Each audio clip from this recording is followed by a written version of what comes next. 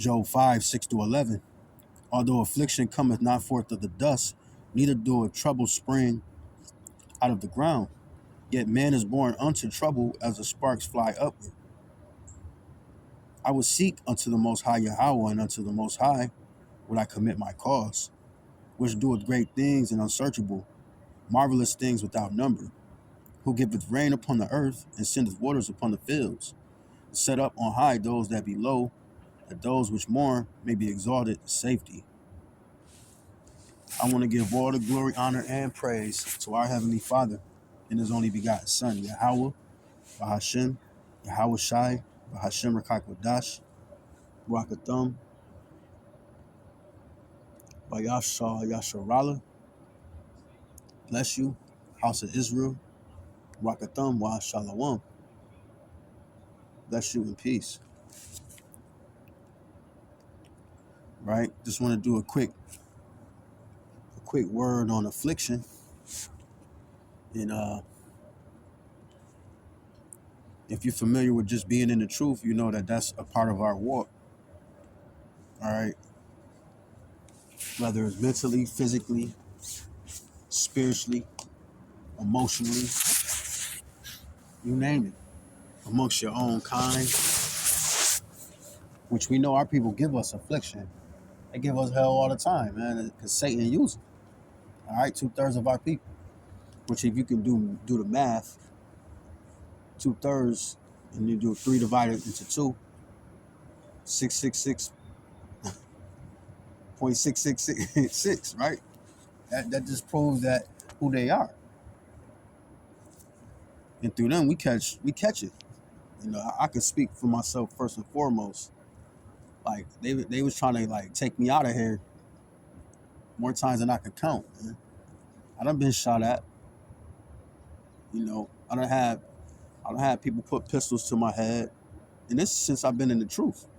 Okay, but the Lord delivered you out of all your troubles.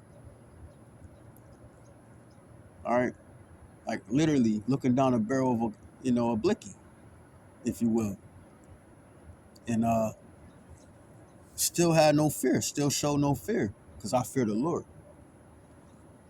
All right.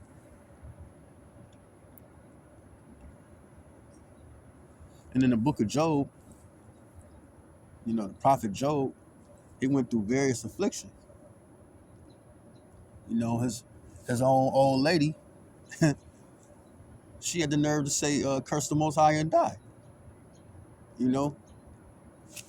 And you wouldn't expect that from your other half, your rib, but under these circumstances in this world, you know, the weaker sex, they're going to look at you weak if they feel like you weak. But you know, the Wadi Yahweh Bashim Yahweh Shai, they didn't make the heavens and the earth. All right. But anyhow, on a tangent, Ecclesiasticus, Sirach 11 and 12. Again, there is another that is slow and have need of help, wanting ability and full of poverty. Yet the eye of the Lord looketh upon him for good, and set him up from his low estate, and lifted up his head from misery, so that many that saw it marveled at him. See, I was just speaking on Job. You know, even his own friends, they marveled at the fact that he was able to do it, and they questioned his integrity when his integrity came from the Lord. Prosperity and adversity, life and death, poverty and riches come of the Lord. So there's nothing for the Lord to bring you up and put you down. Matter of fact, nothing can be given unless it's given in heaven first. So in these days and times, if you catch an affliction, you catch in hell, quote unquote, that's you being purged of the impurities of this world. And if we regenerated lifetime after lifetime, we have a lot of things that we had to get purged up out of us. Okay? It just so happened that this is the lifetime within the Lord getting ready to redeem his sheep, getting ready to save his sheepfold. Okay?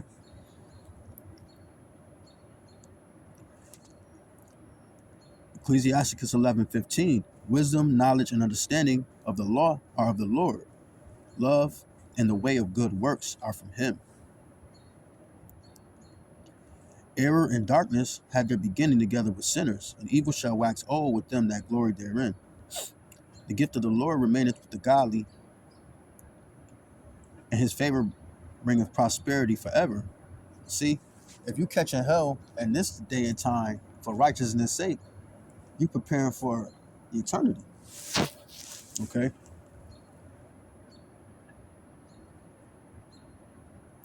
Whereas he saith, I have found rest, and now will eat continually of my goods, and yet he knoweth not what time shall come upon him, and that he must leave those things to others and die. You can't take nothing with you in this world. So if you catch an affliction, you don't have, you know, what the average Babylonian has, and you're doing it through faith. You preparing a home for eternity. You prepare for eternity, and not for the carnal, not for this temporary life, which is fleeing like a shadow. Be steadfast, Sirach 11:20. Be steadfast in thy covenant, and be conversant therein, and wax old in thy work. Right, that covenant is the agreement between the Lord, being steadfast, continually abounding in the work, and breaking bread with those that can receive. Okay, and in thy covenant, which is referring to the new covenant, the one that the Lord set upon his arrival 2,000 years ago, bled on the cross for us, right? For his elect. Okay. Marvel not at the works of the sinners, but trust in the Lord and abide in thy labor. For it is an easy thing in the sight of the Lord on the sudden to make a poor man rich. Riches and poverty of the Lord. So if you catching it, it's because he wants to teach you something. And I'm speaking for myself first and foremost, because I've been catching hell since I've been alive, pretty much. How much more when I got into the knowledge, wisdom, and understanding of the Lord? But his mercy and grace is sufficient. So he having the word, it kind of like knock off the rust of it, the heavy labor, because you know why you're doing it.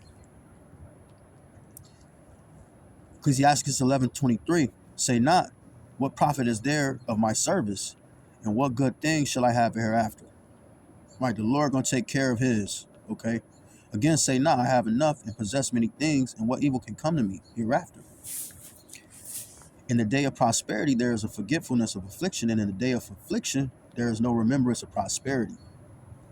See, when you down, you can't even picture having, a pocket full, if you will, right? Of fiats, or just anything in particular that the average would say is riches. Okay, and when you up, you kind of boast in yourself, you know. For it is an easy thing unto the Lord, 26. For it is an easy thing unto the Lord in the day of death to reward a man according to his ways. Right, that's why you're going through your affliction for eternity. The affliction of an hour maketh the man forget pleasure, and in his end his deeds shall be discovered. The Lord keeping tabs. Judge none blessed before his death, for a man shall be known in his children. All right.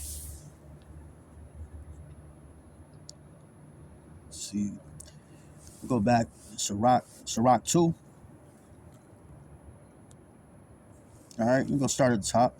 My son, if thou come to serve the Lord, prepare thy soul for temptation. Set thy heart aright, and constantly endure, and make not haste in the time of trouble.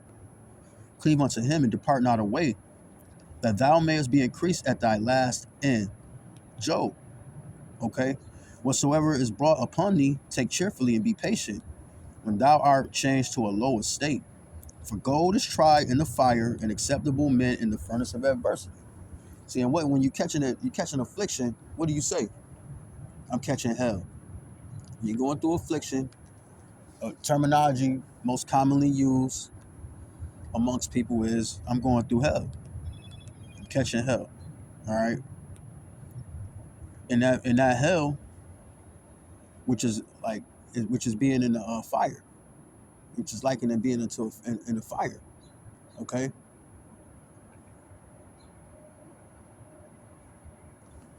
and when the gold is being tried, so like when gold is being tried into the fire, so it so it can be purified. It's burning out the impurities, man, the impurities of the lifetimes, and we lived in sin. You know, believe in Him, and He will help thee. Order thy ways aright, and trust in Him. He that fear the Lord, wait for His mercy, and go not aside lest ye fall. He that fear the Lord, believe in Him, and your reward shall not fail.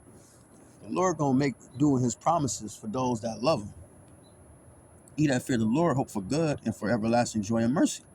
Look at the generations of old and see, did ever any trust in the Lord and was confounded? Or did any abide in His fear and was forsaken? Or whom did He ever despise that called upon Him?